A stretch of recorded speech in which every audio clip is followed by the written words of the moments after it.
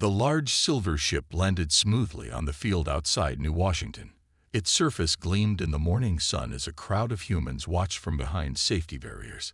Today was a historic day for Earth, the first official meeting with the Galactic Union. Captain Peter Hayes stood tall in his Blue Earth Space Command uniform.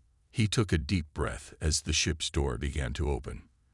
Beside him, Dr. Olivia Martinez adjusted her glasses nervously. "Remember," Peter whispered, "they've been watching us for years. This is just the formal introduction." Olivia nodded. As Earth's leading xenobiologist, she had spent her career preparing for this moment. 7 aliens walked down the ramp. They had different shapes and colors, some tall with blue skin, others short with extra arms, one that seemed to float rather than walk. At their front was Zixvan, a Veltraxian with purple scales and large eyes. "Welcome to Earth," Peter said with a practiced smile. "We are honored by your visit." Zixvan made a gesture that seemed like a bow. "The Galactic Union is pleased to begin formal relations with humanity. We have watched your species with great interest." The news cameras captured everything as Peter led the aliens to the waiting cars. Humans lined the streets, waving and taking pictures as the convoy passed. Some looked excited, others scared. "Our first stop is Riverdale Elementary," Olivia explained inside the car. "It's our first interspecies school. We have children from all human cultures learning together." Greftoll, a short green alien with 4 eyes, looked uncomfortable. "You allow your young to mix freely, without proper conditioning." Peter smiled. "Of course, children learn best when they explore and play together." The alien delegation whispered among themselves in their clicking language. At the school, Principal Linda Carter greeted them at the entrance. "The children are very excited to meet our visitors," she said warmly.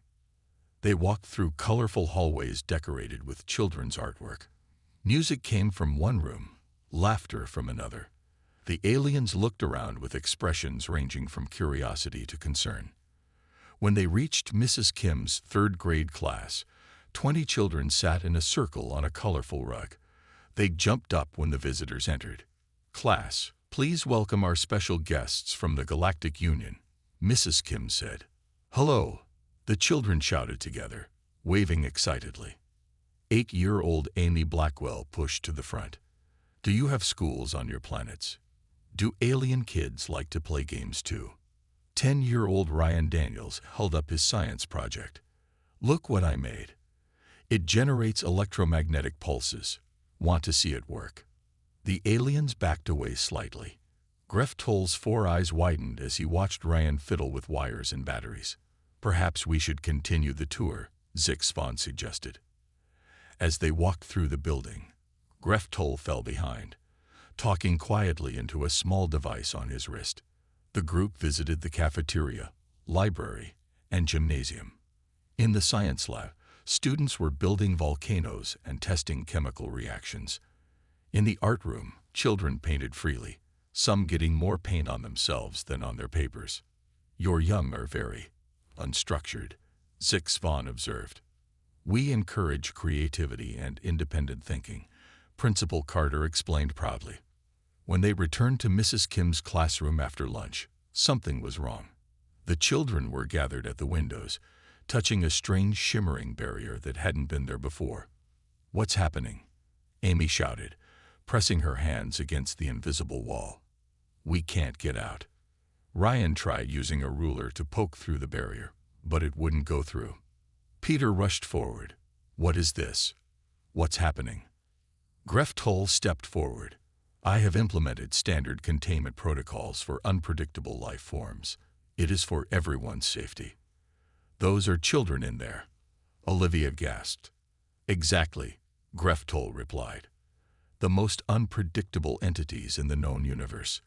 They must be properly contained until proper assessment can be completed." Peter's face turned red with anger. "Remove this barrier immediately." "I cannot," Greftoll stated firmly. "This is standard Galactic Union security protocol for potentially dangerous species." Inside the classroom, the children's confusion was turning to fear. Mrs. Kim tried to keep them calm, but Amy and Ryan were already trying to find ways to break through the strange force field. No one noticed as Principal Carter slipped away to make an urgent call to Earth Space Command Headquarters. Dr. Olivia Martinez tried to stay calm as she watched the children trapped behind the strange barrier. She had studied alien species for years, but nothing prepared her for this. "Our communications with the classroom have been cut," said the school's tech specialist. Captain Peter Hayes grabbed his comm device. "Security Officer Jack Miller, report to Riverdale Elementary immediately." Inside the classroom, Amy Blackwell gathered the other children. "Don't worry," she told them. "The grown-ups will fix this." But Ryan Daniels wasn't waiting. He had already pulled out his science project. "Maybe my EMP generator can disrupt whatever this is," he whispered to Amy. Mrs. Kim tried to keep the other children calm by starting a game, but many were crying or calling for their parents. Outside, Peter confronted Greftoll. "Release these children immediately." "Impossible," Greftoll replied. "Human offspring are unpredictable and potentially dangerous. The containment field is for everyone's safety." Zix Van looked troubled. "Greftoll, this was not part of our diplomatic mission. I am following Galactic Union security protocols," Greftoll insisted.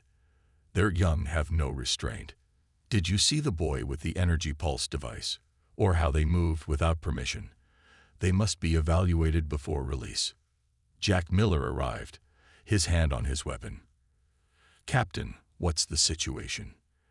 "These aliens have trapped 28 children inside a force field," Peter explained. Jack studied the shimmering barrier. "I've never seen technology like this." Olivia pressed her hand against the field. It felt solid yet somehow alive with energy. Inside, she could see Ryan working on his science project, while Amy kept watch. "Admiral Wright needs to know about this," Peter said quietly to Jack. Jack nodded and stepped away to make the call. Principal Carter returned with the school nurse. "Parents are being notified. Some are already gathering outside." Olivia tried reasoning with Zix Van. "In human culture, children are granted freedom to develop naturally. This confinement is harmful to them. Our species do not allow such freedom during development," explained Zix Van. "Young must be carefully guided and controlled until maturity." "But these are human children," Olivia argued. "They develop differently." Inside the classroom, Ryan had connected his EMP device to the classroom's power supply, making it stronger. "If I can create a big enough pulse, it might disrupt the field," he told Amy. Amy gathered supplies from around the room. "We need to test it first." The children worked together, some creating a distraction near the windows while others helped Ryan. Outside, a crowd of angry parents had gathered. News crews filmed as Peter tried to maintain order. His comm device buzzed. "Captain Hayes, this is Admiral Susan Wright. I've been informed of the situation. The diplomatic team is being recalled immediately." "Yes, Admiral," Peter replied. "The situation is escalating." A new alien ship arrived, landing beside the first. A tall, regal figure emerged, Grand Arbiter Krivon, head of the Galactic Union Diplomatic Corps. "What is happening here?" Krivon demanded. "I received an emergency signal." Greftoll tried to explain. "I implemented standard containment protocols for the human young." "You did what?" Krivon's voice was sharp. "Without authorization. Their children were displaying dangerous behaviors," Greftoll insisted. "Creating energy weapons, moving without permission, asking unprompted questions." Krivon looked through the window at the trapped children. "Release them immediately." "I cannot without proper assessment," Greftoll said. "It is protocol." Peter stepped forward. "These are children, not weapons. Every minute they remain trapped causes diplomatic damage." "This requires discussion," Krivon decided. "Bring all parties to our ship. We must understand what these children truly are." Inside the classroom, Ryan whispered to Amy, "I think my device is ready." "Wait," Amy said. "Let's see what happens first." Jack Miller returned to Peter's side. "Sir, 3 Earth Space Command vessels have taken position in orbit. Admiral Wright is demanding the children's immediate release." Peter looked grimly at the aliens. "We have hours, not days, to resolve this. Earth will not tolerate its children being treated as threats." Krivon nodded solemnly. "Then we must quickly learn why human children inspire such fear in Grefthol. Show us everything about human childhood development.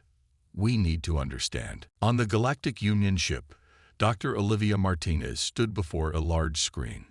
Images of human children playing, learning, and creating filled the display. Captain Peter Hayes and Grand Arbiter Krivon watched closely. "Human children learn through play and exploration," Olivia explained. "This is how they develop critical thinking skills." The aliens watched footage of kids climbing trees, building with blocks, and playing pretend games. "This is allowed?" asked a blue-skinned alien. "They climb high structures without safety restraints." "Within reason," Peter said. "Minor injuries are part of learning. Children must test boundaries to understand them." Grefthol pointed at a video of children playing war. "They practice combat behaviors. They simulate death. This confirms my concerns." "It's pretend," Olivia said firmly. "Imagination is key to human development." The aliens murmured among themselves. Krivon's expression was hard to read. "In our cultures," Zix Von explained, "young ones follow strict developmental paths. The Veltraxian young study 16 hours daily in controlled environments. The Quill species offspring remain in educational pods until maturity." "That sounds like prison," Peter remarked. "It produces predictable, stable adults." Grefthol countered. A small alien with feathers spoke up. "My species, the Loraxians, allow some free development. We have the highest innovation rate in the Union." Grefthol glared at the Loraxian. "And the highest disorder rate." Olivia showed more footage. Children building science projects, painting, and solving problems together. "This is Ryan's class from last year," she said, pointing to a video of children making simple machines. "The boy who built the electromagnetic pulse generator." "They build energy weapons," Grefthol shouted. "Science projects," Peter corrected. "Tools for learning, not weapons." Back at the school, Ryan had finished modifying his science project. He whispered to Amy, "I think it will work now, but I need more power." Amy looked around the classroom. "What if we connect it to all our tablets? Would that help?" Ryan nodded excitedly. "Great idea. We need everyone's help." Mrs. Kim watched the children working together. She was proud despite her worry. "What are you planning, Ryan?" "We're going to break out," he said simply. Outside the school, Jack Miller reported to Peter over the comm. "The parents are getting anxious. News crews are broadcasting worldwide. People are demanding answers." On the alien ship, the debate continued. Krivon studied the human data carefully. "Your species allows chaos in development," he said to Olivia. "Yet you have achieved space travel and complex social structures. This contradicts our understanding." "Freedom isn't chaos," Olivia replied. "Structure without freedom creates beings who follow rules but can't think beyond them." A small alien child entered the room. It was Sela, a young diplomat in training. "Elder Krivon," the child said, "may I observe these discussions?" Krivon nodded. "You may learn from this situation." Sela approached the screens showing the trapped human children. "They look sad. Why are they confined?" "For safety," Grefthol insisted. "But they are just small beings," Sela said. "Like me." "Human children are different," Grefthol explained. "They are unpredictable." "So am I," said Exila. "All young ones are learning how to be." Peter saw an opportunity. Perhaps Sela could speak with our children, through the barrier. Krivon considered this an interesting proposal. At the school, Sela was brought to the classroom window. The human children gathered around, fascinated by the young alien. Ryan showed Sela his EMP device through the barrier. "See what I made? It makes electromagnetic pulses." Sela's eyes widened. "On my planet, only adults make such things." "Kids can make cool stuff too," Amy said. "We just need the chance." As they talked, Sela secretly studied the barrier. Being young, the alien noticed things adults missed. "The field has a pattern," Sela whispered. "It pulses every 7 counts." Ryan's eyes lit up with understanding. Meanwhile, a new ship entered Earth's atmosphere. On board was Elder Diplomat Trazalar, summoned from the Veltraxian homeworld. Known for his wisdom across the galaxy, he had requested immediate transport when he heard about the situation. Inside the classroom, Amy gathered all 28 children around her. Some were still scared, but most now looked determined. "Everyone, listen up," she said. "Ryan needs our help. We need all our tablets and anything with a battery." The children quickly brought their devices. Ryan connected them to his EMP generator using wires from the science corner. "Sela told me the barrier pulses every 7 seconds, Ryan explained. "If we time our pulse right, we might break through." Mrs. Kim helped organize the children. "Whatever happens, stay together and follow Amy's lead." Outside, the situation was getting worse. More parents arrived, and police set up barriers to keep them back. News helicopters circled overhead. Jack Miller approached the classroom window where Sela still stood. "What did you tell the children?" he asked quietly. Sela looked nervous. "I shared an observation. The containment field is not perfect. It has a rhythm." Jack smiled. "Thank you. Sometimes children understand better than adults." On the alien ship, Elder Diplomat Trazalar entered the conference room. His scales were darker purple than Zixfon's, showing his age and status. The other aliens bowed respectfully. "I came as soon as I heard," Trazalar said. His voice was deep and calm. "Where are the confined children?" Greftoll stepped forward. "I implemented standard safety protocols for unpredictable life forms. The human young display concerning behaviors." Trazalar's eyes narrowed. "Show me these dangerous young." Krivon brought up the live feed from the classroom. The children were now working together, connecting devices to Ryan's science project. "What are they doing?" Trazalar asked. "They appear to be building something," Olivia said. "They're very resourceful." Trazalar watched the children work. "They collaborate naturally." "Fascinating." "It's dangerous," Greftoll insisted. "They're attempting to breach containment." Trazalar turned to him. "Of course they are. You caged them." Back at the school, Ryan's device was ready. "It needs to be stronger," he told Amy. "We need more power." Amy looked around and spotted the classroom's interactive whiteboard. "What about that?" "It's connected to the school's main power." Ryan's eyes lit up. "Perfect. But we'll only get one chance before the breaker trips." The children moved their creation to the whiteboard and connected it carefully. Mrs. Kim helped them safely access the power supply. "Everyone stand back," Ryan warned. "When I count to 7, I'll activate it." In orbit, 3 Earth Space Command vessels maintained position near the alien ships. Admiral Susan Wright spoke with Peter via secure channel. "The President has authorized action if the children aren't released within the hour," she said. "This is becoming an international incident." Peter looked worried. "We're making progress with Elder Trazalar. He seems more reasonable than the others." "1 hour, Captain," Admiral Wright repeated. "Then we take action." On the alien ship, Trazalar examined the data about human childhood development.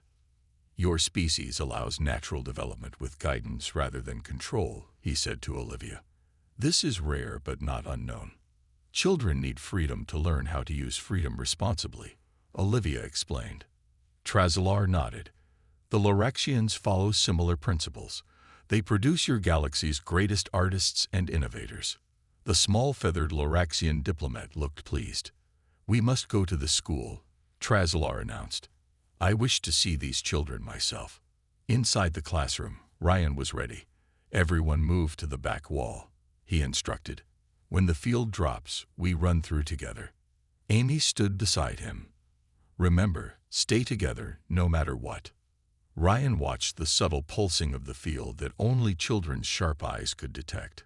1, 2, 3, he counted. Sela pressed against the window from outside.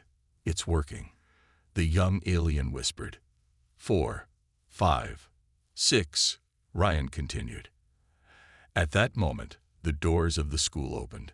Trazalar entered with Peter, Olivia, and the other aliens. Gref Toll looked nervous. 7, Ryan shouted and pressed the button. A bright pulse of energy shot from his device. The containment field shimmered, flickered, and suddenly disappeared. The children cheered as Ryan's device arced and went dark. Its work done. Before anyone could react, 28 children rushed through the doorway. Free at last. The freed children rushed past the startled aliens. Some ran to their parents waiting outside, while others stayed in a group around Amy and ran. Mrs. Kim quickly counted heads, making sure all her students were accounted for. Gref Toll backed away, his 4 eyes wide with alarm. Containment has failed. Security protocols must be. Enough. Trazalar's voice boomed through the hallway. Everyone froze, even the running children. The elder Veltraxian's scales shimmered with barely controlled emotion. He turned slowly to face Gref Toll. You confined human children. Are you crazy? The words echoed in the sudden silence. Someone was recording, and within minutes, the phrase would spread across both human and alien networks. I was following safety protocols. Gref Toll protested weakly. Safety. Trazalar gestured toward Ryan, who stood proudly beside his now smoking device. This young one just defeated our most advanced containment technology with items found in a learning room. Peter couldn't help but smile. Jack Miller moved closer to the children, ready to protect them if needed. Trazalar approached Ryan, moving slowly so as not to frighten the boy. How did you know to time your pulse with the field cycle? Ryan looked at Sela, who nodded encouragingly. Sela told me it pulsed every 7 seconds. I figured if we hit it at the right moment, we could break through. Trazalar turned to the young alien diplomat. You helped them. They are like me, Sela said simply. Young ones should be free to learn. Trazalar nodded approvingly. Wisdom from the youngest among us. He faced the other aliens. For centuries, the Galactic Union has believed controlled development is the only path to stable adults. Yet here we find a species that thrives on freedom. Olivia stepped forward. Our historical records show that societies with the most creative thinkers and problem solvers allowed children freedom to explore. Our records show the same. Trazalar confirmed. The Loraxians have known this. Perhaps we should have listened to them long ago. The small feathered Loraxian diplomat bowed gratefully. Outside the school, Admiral Wright's voice came through Peter's comm device. Captain, our sensors show the containment field is down. Report status. The children freed themselves, Admiral, Peter replied proudly. The situation is under control. Trazalar approached Amy, who stood protectively in front of the younger children. Young human, I must apologize for what happened today. You and your friends have shown remarkable courage and intelligence. Amy studied the alien's face. We were scared, but we worked together. That's what humans do. Indeed. Trazalar turned to address everyone. I hereby overrule any containment orders. These children will not be confined again. Gref Toll stepped forward. Elder Trazalar, with all respect, Union Protocol states. I am well aware of protocol. Trazalar interrupted. I helped write it. But protocols must serve wisdom, not replace it. He tapped his communication device. This is Elder Diplomat Trazalar. I am invoking emergency authority to remove Security Officer Gref Toll from this mission. He will return to Central immediately for review. Gref Toll's skin paled to a sickly green, but he bowed in acceptance. Grand Arbiter Krivon looked thoughtful. Perhaps our approach to human membership in the Galactic Union needs reconsideration. Yes, agreed Traslor. Their differences may be their greatest strength. Meanwhile, Amy had approached Xela. The children studied each other curiously. Thanks for helping us, Amy said. Your escape was impressive, Xela replied. On my world, I am not allowed to build things without supervision. Ryan joined them, carrying what remained of his device. I could show you how I made this. Xela's eyes brightened. I would like that. Trazalar watched the children talking. He moved closer to Olivia and Peter. I believe we have much to learn from each other, especially about how you raise your young. What happens now? Peter asked. Now, said Trazalar, we must address the damage done today. Your world is watching, and they are angry. Rightly so. News cameras captured everything as parents reunited with their children. The aliens stood awkwardly, unsure how to make amends. I propose, Trazalar announced, a new type of exchange program. Not just diplomats, but educators and... He looked at the children, perhaps even the young ones themselves. 1 week after the classroom incident, Riverdale Elementary hosted a special event. The school gym was decorated with both Earth flags and colorful banners representing the Galactic Union. Children, parents, teachers, and aliens filled the space. Principal Linda Carter welcomed everyone from a small stage. Today marks a new beginning in human and alien relations, she said into the microphone. Captain Peter Hayes and Dr. Olivia Martinez sat in the front row. Jack Miller stood by the door, still keeping watch even though the danger had passed. Admiral Wright had joined them, her usually stern face now relaxed. Amy and Ryan sat with their classmates, wearing their best clothes for the occasion. Ryan kept checking his tablet, where he had drawn plans for an improved version of his EMP device. Elder Trazalar stepped onto the stage. 1 week ago, a grave mistake was made in this building, he began. Human children were treated as threats rather than as the treasures they are. The parents nodded in agreement, some still angry but willing to listen. The Galactic Union officially apologizes to Earth, to these children, and to their families, Trazalar continued. Gref Toll has been removed from diplomatic service and will not return to Earth. A murmur of approval spread through the crowd. But an apology is not enough, Trazalar said. We must learn from this event. Already, our studies show that human children possess remarkable adaptability and creativity. These qualities could benefit all species. He gestured to Xela, who joined him on stage. My young assistant has spent the past week observing your children at play. Would you share what you have learned, Xela? The young alien stepped forward nervously. Human children use imagination to solve problems. They pretend things that are not real, and somehow this helps them understand what is real. I have never seen this before, but I wish to learn more. Ryan grinned proudly. He had taught Xela to play pretend games during the week. Grand Arbiter Krivon rose from his seat. The Galactic Union proposes a youth exchange program. With parents' permission, human children would visit our worlds, and our young would study here. Both would be protected by new protocols that I personally will oversee. Principal Carter looked pleased. Our school would be honored to host the first alien students. Ryan raised his hand. Will they attend regular classes with us? Yes, Krivon confirmed. They will learn as you learn, play as you play. Amy stood up next, and will get to visit their planets. Those selected as ambassadors will, yes, Trazalar said, with full safety measures and parent approval. The children whispered excitedly among themselves. Olivia leaned toward Peter. This is going better than I expected, she whispered. Peter nodded. Children adapt faster than adults. They don't carry our prejudices. Admiral Wright joined the conversation. The President is pleased. Earth's position in the membership negotiations has improved significantly. On stage, Trazalar introduced the next speaker.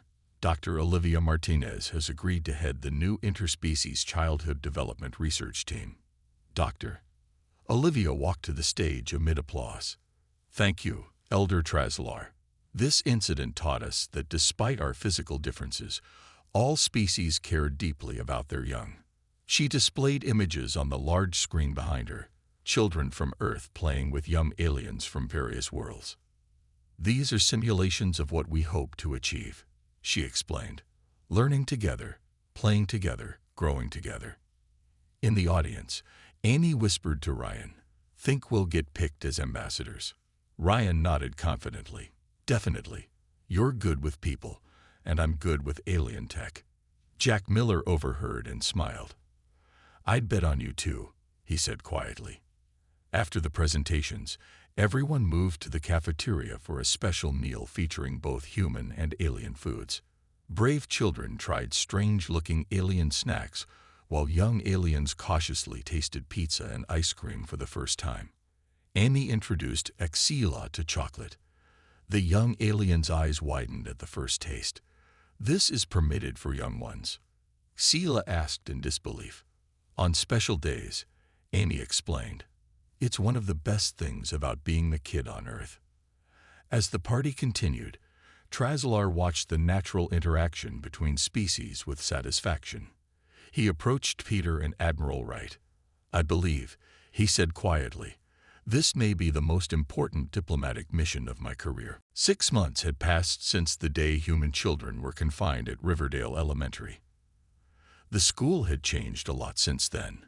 Today was the first official day of the Galactic Youth Exchange Program. Amy stood in the schoolyard, wearing a special blue uniform with a patch that read Earth Ambassador. Beside her, Ryan adjusted his matching uniform, making sure his ambassador badge was straight. "Are you nervous?" Amy asked. Ryan shrugged. "A little, but mostly excited." 3 transport ships landed gently on the school's new landing pad. The doors opened, and 12 young aliens of different species stepped out. Xela led the group, now wearing special translator beads in both ears. "Welcome to Earth," Mrs. Kim said warmly. She now taught the first mixed species class in human history. The alien children looked around with wide eyes. Some seemed nervous, others curious. A small blue alien with 6 arms clutched a comfort toy tightly. Amy approached this shy alien. "Hi, I'm Amy. What's your name?"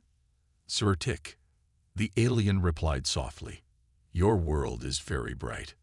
"You'll get used to it," Amy promised. "Want to see our classroom?" Inside, the school had been modified to accommodate different species. Some desks were taller, others shorter. The bathroom had new fixtures for non-human biology. The cafeteria offered food safe for all species. Ryan showed Xela his latest invention.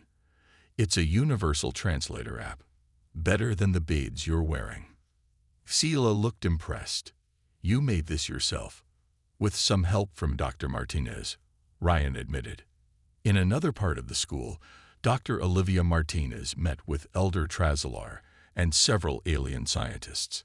They watched through a special window as the children interacted. "The first week will be adjustment," Olivia explained. "Then we'll begin regular classes with special focus on comparative culture studies. Your educational methods still concern some union members," one alien scientist said. "The freedom you allow is exactly what these children need," Trazelar finished. 6 months of research has confirmed it. Species develop differently, but all benefit from some degree of discovery learning. In the classroom, Mrs. Kim started the day with an activity. "Everyone find a partner from a different planet," she instructed. Ryan paired with Zertik, while Amy worked with Xela. "Today we'll learn about play across species," Mrs. Kim explained. "Please share a favorite game from your homeworld." The alien children looked confused. Xela explained, "Many of us don't have games like humans do." "Then we'll teach you," Amy said. She pulled out a ball. "This is catch. It's simple but fun." The school playground soon filled with laughter as human children taught alien children to play tag, hopscotch, and catch. At first, the alien children were hesitant, but soon they joined in with growing enthusiasm. Captain Peter Hayes watched from a window with Jack Miller and Admiral Wright. 6 months ago, Those same alien species thought our children were dangerous, Peter said. Now look at them. Admiral Wright nodded. Earth's position in the Galactic Union is now secured. We're joining as equals, not juniors. All because kids were allowed to be kids, Jack added. Outside the school, parents watched the mixed species playground activities. Some had been strongly against the program at first, but seeing their children's excitement had changed many minds. In one corner of the playground, Zertik was teaching Ryan a quill number game using stones and lines drawn in sand. In another, Amy and Sela were making friendship bracelets. Dr. Martinez joined Peter by the window. The Galactic Education Committee has approved our curriculum. 10 more schools will join the program next month. And our first group of human children will visit the Loraxian homeworld next week, Peter added. Principal Carter approached with a tablet. You should see this, she said, showing them a news report. The report showed similar programs starting in other countries. The camera zoomed in on Elder Trazelar speaking to the Galactic Union Council. Earth's children have taught us an important lesson, Trazelar was saying. Their freedom does not make them dangerous. It makes them innovative. Perhaps we all have something to learn from them. As the adults talked, Amy led a circle of human and alien children in a game of duck, duck, goose. When an alien child with tentacles became it, everyone laughed as the tentacles gently tapped each head. This is the real future of our species, Olivia said quietly. Not just existing together, but learning from each other. Outside in the sunshine, children from several worlds played together, their differences forgotten in the simple joy of being young and free.